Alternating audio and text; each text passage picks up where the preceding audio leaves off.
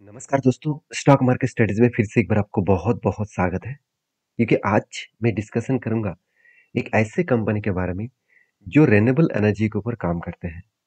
अभी देखिए renewable energy का जो सेक्टर है, वो सारे सेक्टर के बहुत सारे कंपनीज के ऊपर थोड़ा सा करेक्शन हुआ है।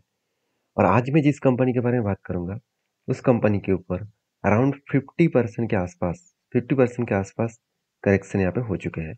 मतलब कंपनी टॉप लेवल से 50% डिस्काउंट में चल रहा है।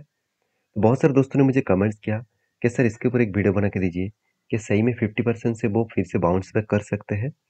और आपकी क्या राय है, आप कहाँ पे इस कंपनी के ऊपर बाय करना चाहते हैं, जरूर मुझे कमेंट्स करना।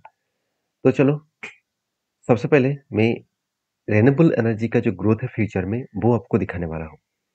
अगर मैं रेन्यूएबल एनर्जी की डिटेल्स के बारे में बात करूँ तो ये बताया जा रहा है कि इंडिया में जो डिमांड है for renewable energy is increasing as the country. आप देख सकते हैं एनर्जी प्रोफाइल्स चेंजेस, मतलब बताया जा रहा है कि इंडिया का जो डिमांड है एक्सपेक्ट किया जा रहा है कि 30 से लेकर 60% तक 30 से लेकर 60% तक इस एनर्जी के ऊपर ग्रोथ होने वाला है। वो भी कब से?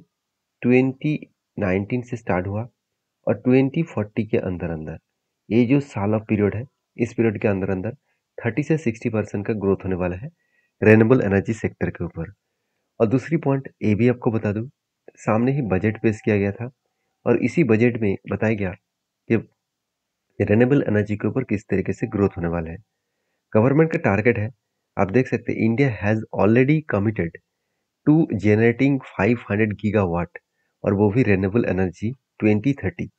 मतलब 2030 के अंदर अंदर गवर्नमेंट पहले से ही अनाउंसमेंट कर चुके थे कि 500 गीगावाट का जो प्रोजेक्ट है टोटल इलेक्ट्रिसिटी का, वो रिन्यूएबल एनर्जी के माध्यम से ही फुलफिल करने वाले हैं, और वो भी 2030 के अंदर अंदर। तो एक बिग अनाउंसमेंट है। इसी अनाउंसमेंट के कारण एक लंबा जर्नी होने का चांसेस है।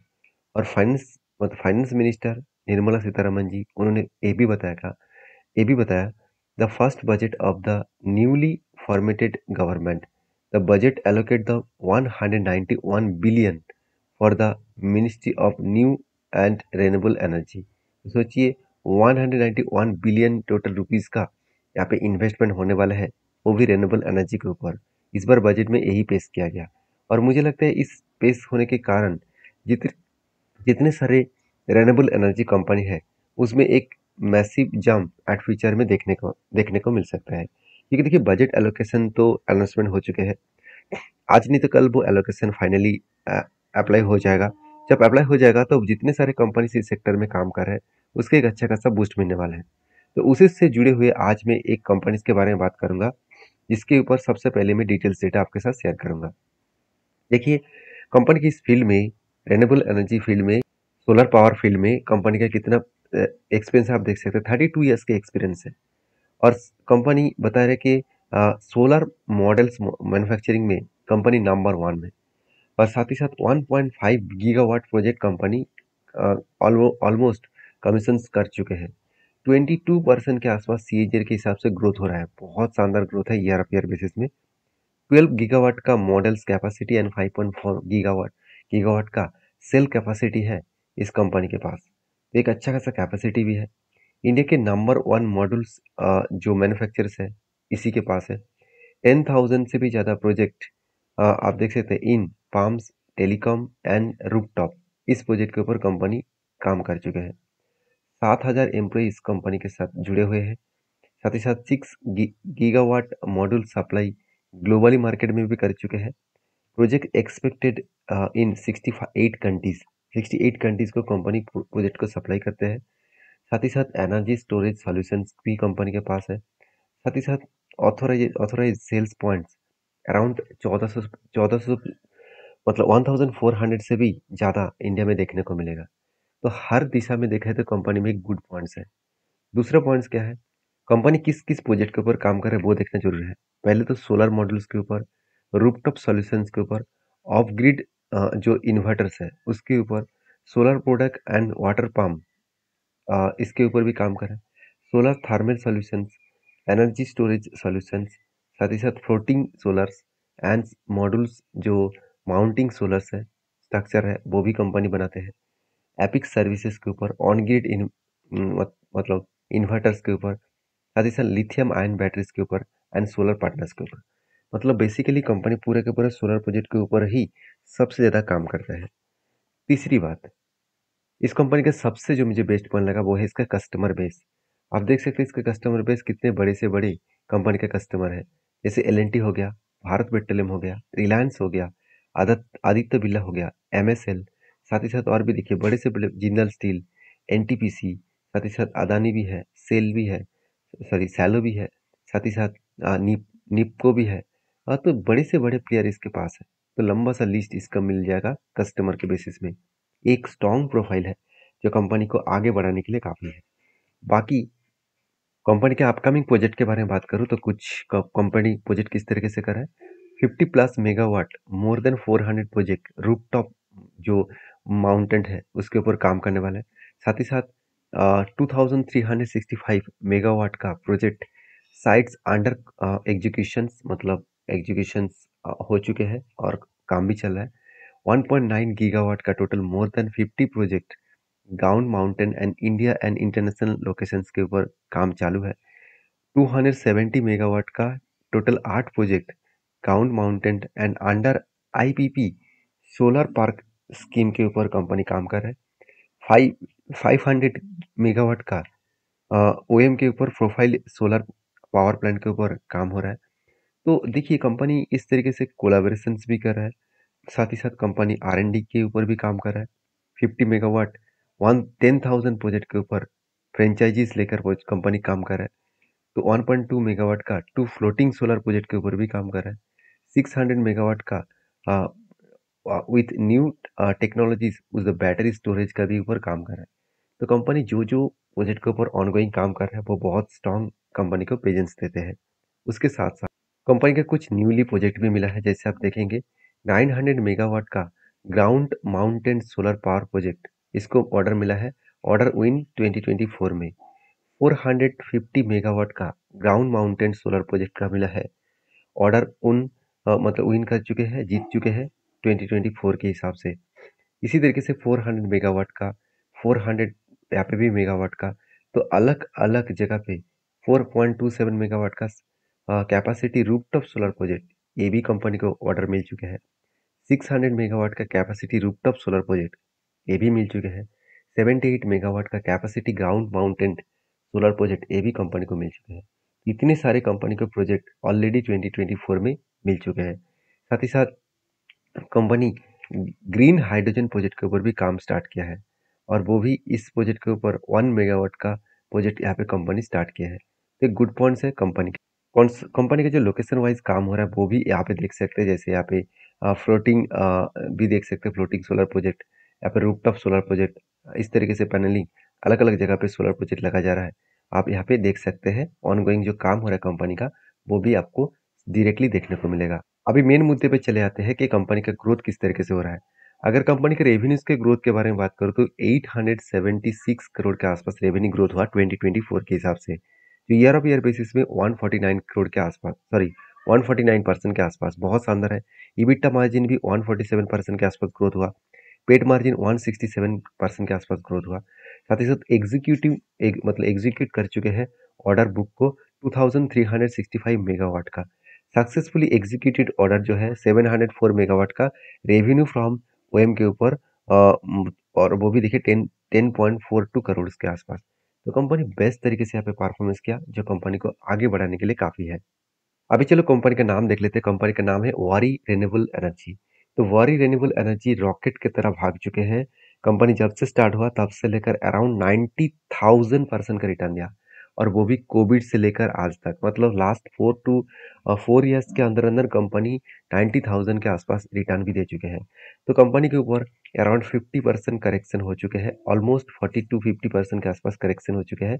तो इसी बेसिस में मैं इस कंपनी के बारे में चर्चा करूँ, क्योंकि कंपनी का प्रोजेक्ट भी बहुत स्ट्रांग है, कंपनी का प्रेजेंस भी बहुत स्ट्रांग है, और गवर्नमेंट भी इस सेक्टर को पुश कर रहा है। तो आगे बढ़ने का पोटेंशियल जो है वो आपको जल्द से जल्द देखने को मिल सकता है। अभी चलो कंपनी का फाइनेंशियल डिटेल्स दिखाने से पहले कंपनी के कुछ अपडेट्स मैं आपको बताता हूँ। आप देख सकते हैं कंपनी का कैपेक्स। कंपनी का देखिए पहले कैपेक्स था ओनली 3 करोड़ के आसपास, इस बार कैपेक्स बढ़ के 10 करोड़ हो चुके हैं, और कंपनी अच्छा खासा यहाँ पे कैपेक्स को अनाउंसमेंट कर रहा है धीरे धीरे करके। अभी देखिए कंपनी के ऊपर इन्वेस्टर एफएसडीएस पब्लिक भी कुछ क्वांटिटीज को ऐड किया है।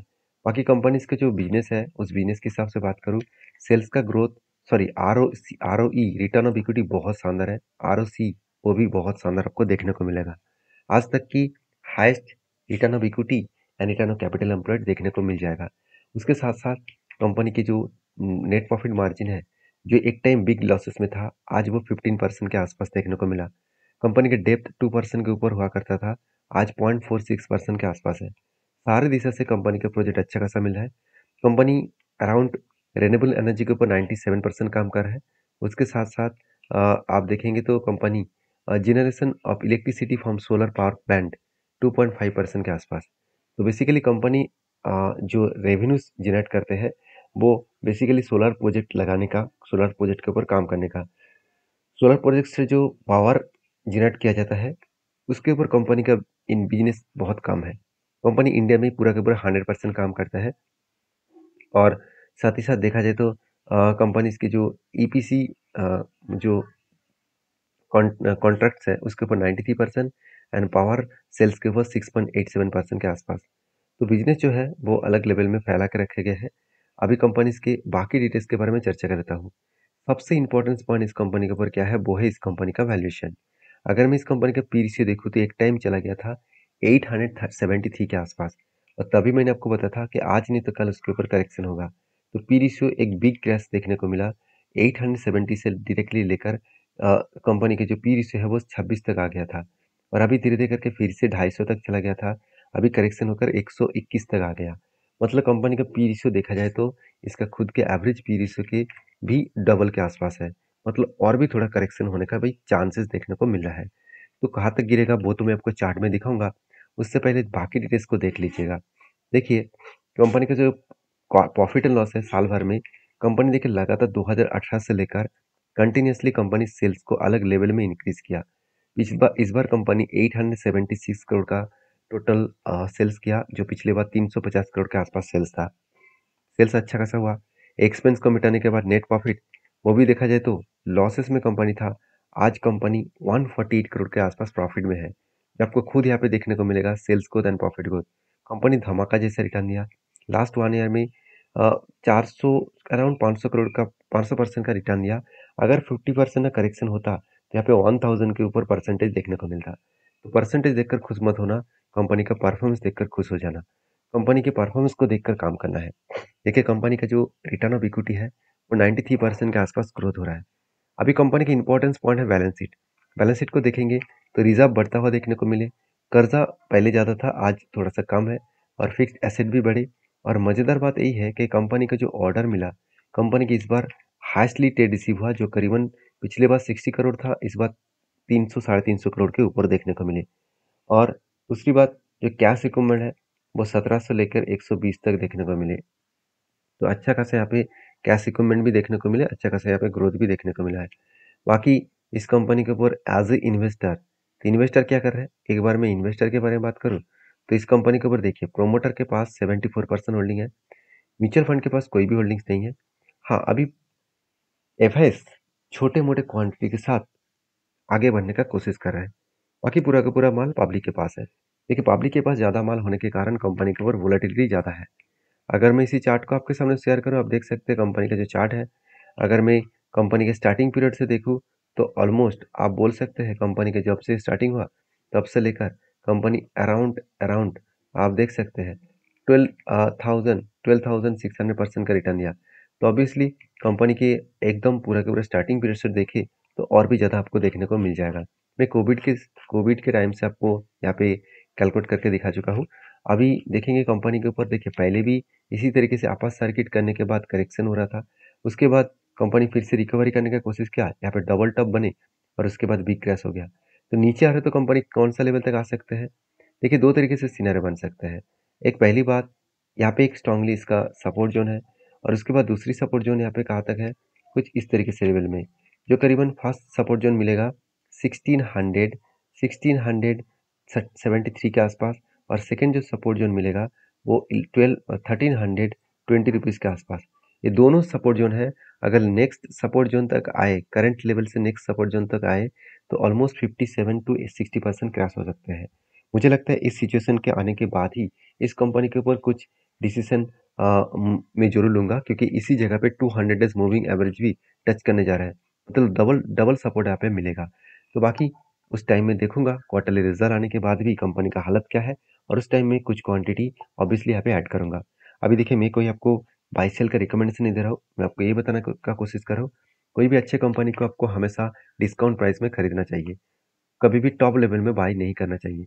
बाकी देखिए, एज़ अ रिस्की कंपनी है, छोटा-सा कंपनी है, तो जो लोग रिस्की ट्रेडर्स हैं, ज़रूर इसके ऊपर डीपली रिसर्च करना, उसके बाद काम करना। तो मिलते हैं नेक्स्ट वीडियो में, तब तक के लिए धन्यवाद।